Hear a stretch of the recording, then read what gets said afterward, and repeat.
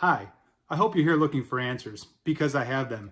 Give me a few moments of your time, and I can explain how that first clue was solved. What did Forrest Fenn say that he wished he didn't? Where was the treasure hidden? And ultimately, why now? I'm Kevin, and welcome to SK Dreamers.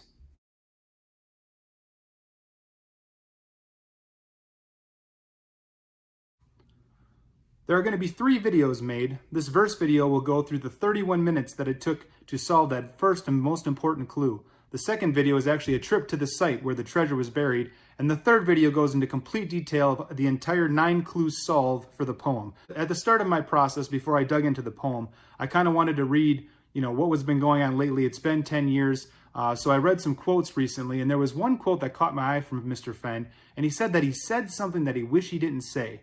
Was that just misleading information, or was it something that could be a clue that could lead to the solve of the puzzle? Well, that is, I believe, what actually happened. So as I was digging through some quotes, there was one quote that caught my eye.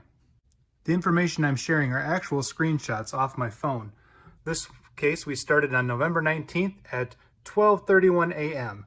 I found a quote from Forrest Fenn on CNBC where he was talking about the purpose of his trip.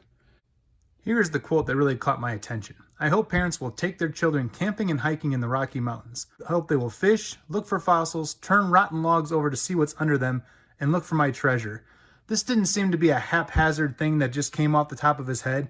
It looked like a real specific, step-by-step instruction of how to find something. And on top of that, fossils just seem like a really weird word to put in there. The first thing that came to mind was maybe like dinosaur tracks or something like that. It just seemed a little bit out of place. And so I put this in the back of my mind and I continued on my search. It is now 12:38, about 7 minutes later, and I wanted to try to find where warm water would have halted. So I was thinking of a hot spring would feed into a river, and maybe that's where the warm water would halt as it gets to the cold water. And in my searching of springs, I kind of found this one, Soda Butte. Basically, more than a century ago, it was a hot spring. Only small amounts of water and hydrogen sulfide gas currently flow from this once prolific spring. Well, it seemed like that's probably where warm water might have halted, and it's posted, so that means it's a good place to start. So I decided to figure out where this was, and I was on to Google Maps. It's now 12:42, and I put in Soda Butte, which then came up with the Soda Butte River. So I decided I would start following it on Google Maps just to see where, maybe warm water would halt. The river is coming down here and it ran into the Lamar River, so maybe warm water would have halted here. At this point, I have no idea where I am, so maybe let's go to satellite and see what we can find. We now switch to satellite mode at the same time. So right here is where Soda Butte came in, and this is where it met with Lamar River. And as I kind of took it back a little bit, something caught my eye. Maybe you can see it too. Fossil forest. Wait a minute. We got warm water halting here. And now we have fossil forest. Well, from the quote, we needed to fish and then find a fossil. I guess we better look into that. It's now 12:51, so we've been studying for a few minutes on the fossil forest.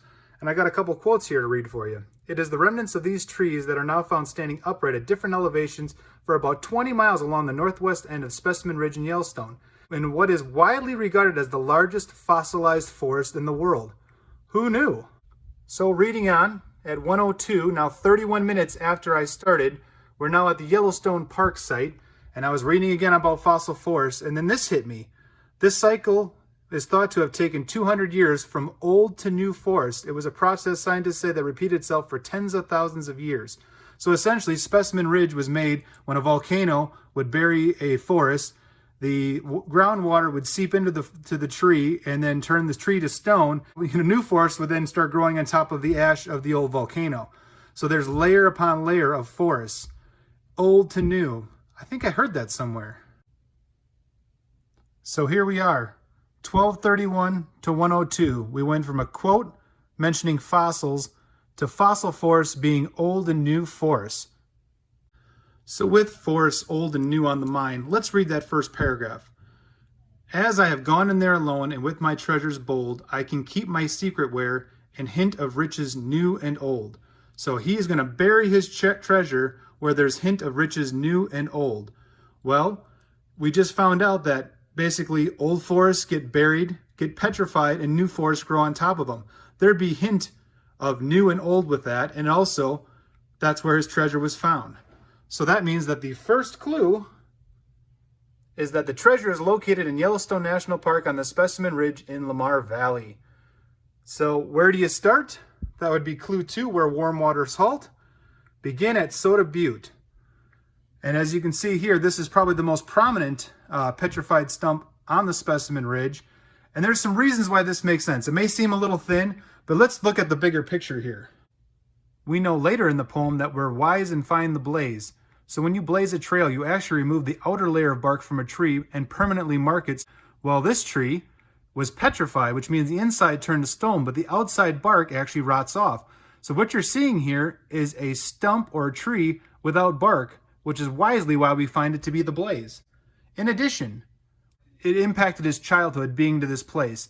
Now, if you saw a 25-foot circumference tree in a place where there's no trees that big, on top of a mountain that was made of stone, I think that'd have an impact on me. And I think most importantly, Forrest Fenn loves Yellowstone. So it would really make sense for him to bury his treasure in a place that he holds so dear. I mean, how many people know that the world's largest petrified forest is in Yellowstone, and the beauty of Lamar Valley? And if you're going to Terry Scant on a marvel gaze, boy, I could see water, I could see animals. So this is it. I mean, this is the place. So if you can assume that this clue is correct, and you begin at Soda Butte, basically the entire poem is basically taking you from Soda Butte to a specific place on the Specimen Ridge, which is 20 miles long. The question everybody's probably asking themselves right now. So this is the part that's a little bit difficult. You have to remember, it was very early in the morning at this point. I was so excited. The adrenaline was pumping. I believe I just found the most important clue to solve a 10-year-old million-dollar treasure, and I just couldn't sleep. My first thought was, okay, I got to get out there. I got to get to it right away. While looking at the Weather Channel, there was some fresh snow that had just fallen. The temperatures were going to be below freezing, kind of going forward. So I could have ventured out there and taken a look around, but my fear was I was going to put footprints all over the ground and somebody'd be like, hey, why is somebody looking around here? What's going on? So it's going to be cold. It's going to be frozen in. You know what? It's been 10 years. It's not going anywhere. So I'm going to go and look in the spring. But that also means that somebody's going to have 6 months or so to figure out what I had figured out and maybe get there first. And I wanted to stop that. I didn't want that to happen. I didn't want any more clues to come from Mr. Fenn. So my logical sense said, okay, well, I'm going to let Mr. Fenn know what I've discovered so he knows that, hey, we don't need any more clues to be given. Somebody's going to get it soon. So I went online. I found an email address for Mr. Fenn. I started writing up an email. I was just going to basically draft it. I was going to just kind of put my thoughts on paper before I went to bed. I was kind of wired anyway. So as I was kind of writing through this, basically kind of going through the entire solve, I hadn't even read it yet, and I just wanted to save it to go to bed. And unfortunately on my iPhone, when you hit save, it also looks like the send button. So I sent an email out. To who? I don't know. I didn't even look at the email address, to be honest. I just clicked on something to get started. And after I looked at the email address, it became very apparent that this was not going to Mr. Fenn. So somebody out there just received the entire first clue solved, and actually a little bit more than that, which tells you exactly where to look. So panic sets in. It's very, very, very early in the morning now, and what do? Well, my first thought was, maybe I'll just send a quick email that says, just kidding, it was in the wrong state. I'm sorry for wasting your time. Whether or not that did anything, I'm not sure. Then my next thing was, I better get myself an email to Mr. Fenn, figure out where I actually can get a contact with him, and send him an email to let him know what happened, that, hey, I figured out your poem. Somebody's going to be getting your treasure in the spring. It could be me, it could be somebody else, but somebody will be finding it soon. So I sent that off. And then I also sent an email to Josh Gates because, he's the one that kind of got this whole treasure journey started for me. So I wanted to send him a note to say, hey, I figured out the treasure. I'm going to be getting it in the spring. By the way, somebody might also be racing me to get it in the spring. So could be a great show. So I sent those 2 emails off. I went to bed, woke up full of regret because obviously I shouldn't have sent anything, including to everybody else, because obviously I'm not sending emails directly to those people. It goes to handler, whatever. I may never find out what actually happened with this treasure. I believe one of three things happened. I think either I did solve it first and I did send the solution to somebody who found it with my solve, or I solved it first and somebody else on their own figured out the same thing and beat me to it. Or third, maybe I'm just completely wrong. Unfortunately, after all the research I've done and the 7 months of trying to prove that I've been wrong and then actually going to the site and seeing it with my own eyes, I feel very confident that it was there and I was close. I think that if anybody found it any earlier than I did, they probably would have had the opportunity to get it. I kind of found it right at the end. So if anybody found it before me or figured it out before me, I'd be very surprised. So I'm going to say I figured it out first. Somebody might have figured it out after me. Somebody got there first. And that's just the way it is. I mean, if they did use my solve to find it, I'm not going to sue them. I'm not going to sue them because I was stupid. That was dumb, but lesson learned. But I still get to share this story with everybody else. I was kind of hoping to do it on Expedition Unknown with Josh Gates because he's the one that his shows kind of got me started on this in the first place. But anyway, so on June 1st, the park opened.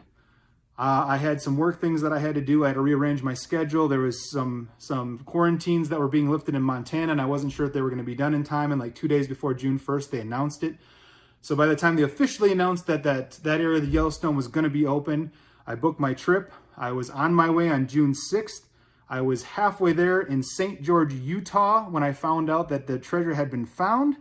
And a couple days later, I was at the spot that it was most likely found. So that's the story. Check it out in part 2. Part of the disappointment of hearing that it was found was that split second where it might have been me that told them. And what I did was really funny. I guess not funny, but on June 1st, June 2nd, June 3rd, leading up to the trip, I looked every day. Did somebody find it? Are we going to hear anything? And it was quiet. And then it kind of got rainy near the end of the week. I'm like, there's probably only 2 days that somebody could have found it. So I left on June 6th feeling pretty good about the whole thing.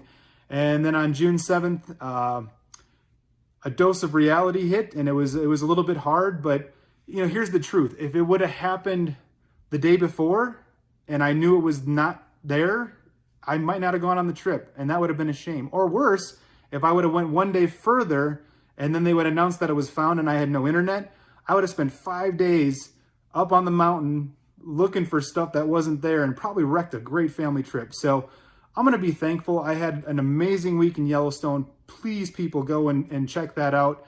It's amazing. Come up to Fenn's Trail. You'll see it in part 2. Take that journey. Take a break on Getski Rock, and maybe we'll see you on the trail.